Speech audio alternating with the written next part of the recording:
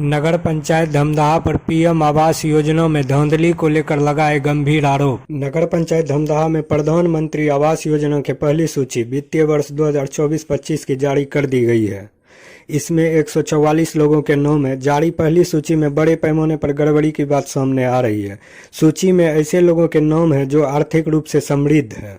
नगर पंचायत धमदाहा पर आरोप लगाते हुए कुंदन रंजन उर्फ चुन्ना ठाकुर ने बताया कि प्रधानमंत्री आवास योजना में 15 दिन पहले लिखित आवेदन धमदाहा नगर पंचायत कार्यपालक पदाधिकारी दिव्या मिश्रा को दिया था, लेकिन अभी तक कोई कार्रवाई नहीं की गई है। वहीं आक्रोश समाजसेवी चुन्ना ठाकुर ने अभी तक इतना विलंब होने का क्या कारण हो रहा है, इस पर मैडम से बात करने पर कोई स्पष्ट बात नहीं बता रही है।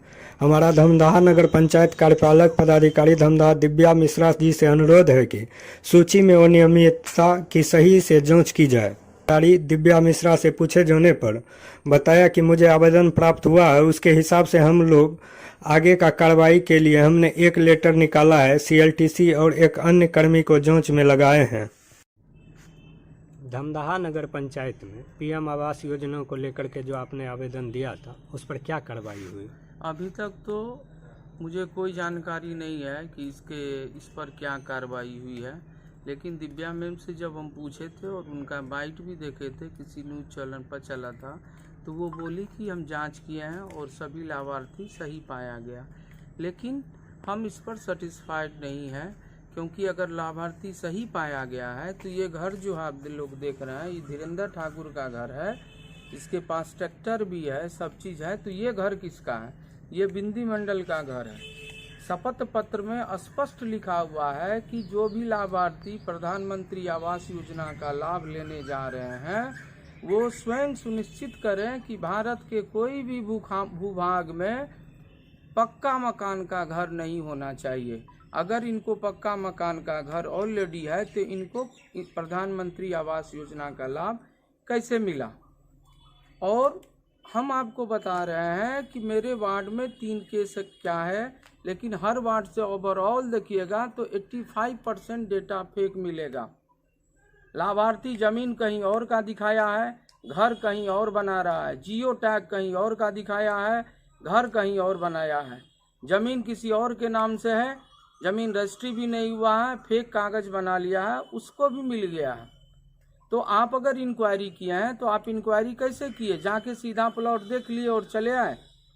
जब हम कंप्लेन आपको हर बिंदु पर किए थे कि आपको ज़मीन का रसीद जो है उस पर जांच किया जाए, एसेट्स पर जांच किया जाए, एसेट्स पर जांच कीजिए, चल और अचल संपत्ति पर जांच कीजिए, और शपथ पत्र के अनुसार अगर किसी को घर ऑलरेडी है तो उसको इंदिरा आवास नहीं मिलना चाहिए। आप वो सारा कंडीशन जो आप शपथ पत्र में ऑलरेडी लाभार्थी से साइन करवाए हैं, अनुमंडल डंडा पदाधिकारी का भी उसमें अप्रूवल है, वो शपथ पत्र आप देख के 12 और 13 पॉइंट है, उससे आप इंक्वायरी कीजिए। अगर उस इंक्वायरी में सही पाया जाता है तो आप हम पर जो कार्रवाई करेंगे आप कर सकते हैं। लेकिन हम आपको सुनिश्चित कर रहे हैं कि प्रधानमंत्री आवास योजना धमदाहा नगर पंचायत में भयंकर घपलाबाजी हुआ है। 85 to 95% डेटा फेक दिया गया है, फेक दिया गया है।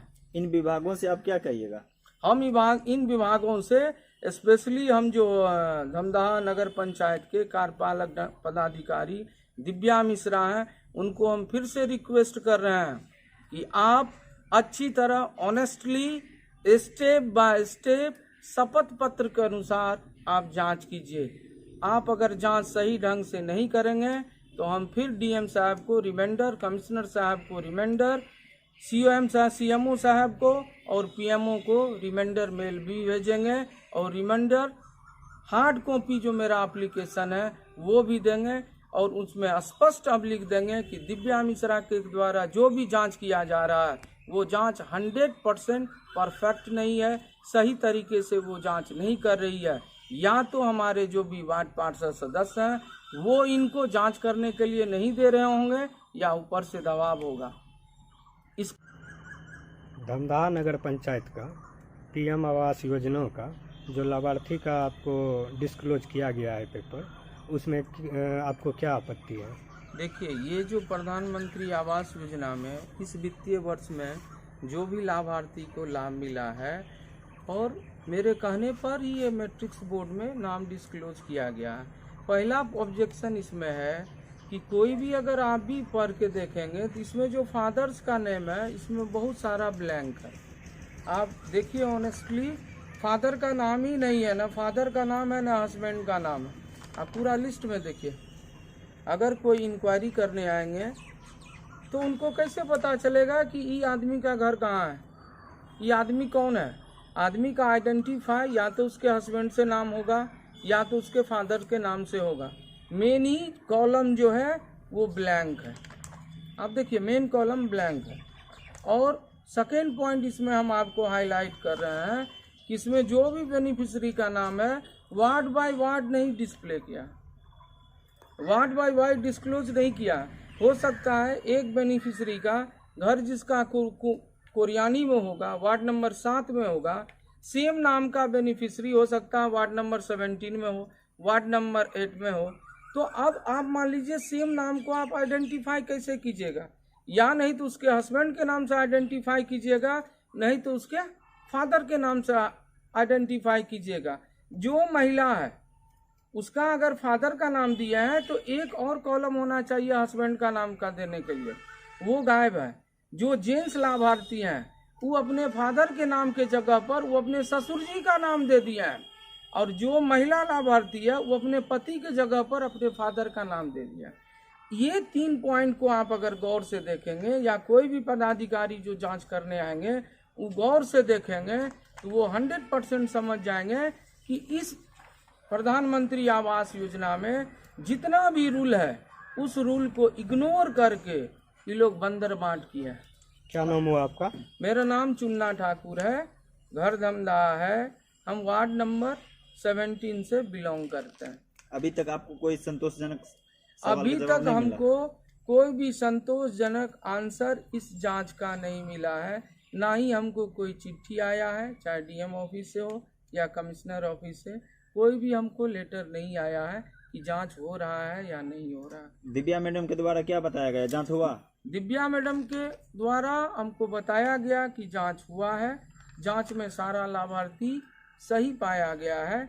तो हम उनको बोले कि जब सारा लाभार्थी सही पाया गया है तो ये जो हम बोल रहे हैं 85% को पक्का का मकान, अभी हम 2 ही को दिखा रहे हैं और मेरे पास सॉफ्ट कॉपी है, पक्का का मकान है, ट्रैक्टर है, किसी को 2-2 गो 4 व्हीलर है, किसी को ज़मीन बहुत ज़्यादा है, 15 बीघा 20 बीघा है, कोई बाजार पर बिजनेस करता है, दुकान अच्छा खासा दुकान चलता है, उन लोग को आप दिए हैं तो कैसे दे दिए हैं? जब जांच हुआ तब आपको नहीं खबर बुलाया गया था? जांच जब हुआ तब हमको नहीं बुलाया गया है। जब हम उनसे कॉल पर बात किए तो वो बोली कि कोई संस्था है, हम नाम उनका याद नहीं है, उन संस्था को हम जांच के लिए दिए हैं। फिर से जांच होगा उसका? हाँ, फिर से जांच होगा। आवास योजना में जो आपको आवेदन दिया गया था चुन्ना ठाकुर की ओर से, उस पर क्या करना है मैडम आपका? आवेदन हमें प्राप्त हुआ है, उसके हिसाब से हमने कार्यवाही के लिए एक लेटर निकाला है जिसमें CLTC और एक अन्य कर्मी को हम लोग जांच में लगाएंगे। जांच के बाद जो भी रिपोर्ट आती है उसके हिसाब से आगे की कार्रवाई की जाएगी। अभी तक मैम इसमें क्या कुछ कार्रवाई हुआ या नहीं हुआ? अभी कार्रवाई नहीं हुई है। मैं एक बार खुद स्थल जांच पे गई थी क्योंकि बहुत सारे लोगों का नाम था। कुछ चीज़ें मैंने जांच की है, कुछ लेकिन उसमें और भी एस्पेक्ट्स बाकी हैं, तो पूरी तरीके से जांच होती है उसके बाद ही कोई कार्रवाई हो सकती है। उनके द्वारा मैम ये आरोप लगाया जाता है, मतलब जिनके पास में मकान है, ट्रैक्टर है, उनको दिया गया है। ये जांच का विषय है। जांच के बाद पूरी प्रक्रिया जब समाप्त होती है तब इस पर आगे बात होगी। आपका नाम है? दिव्या मिश्रा।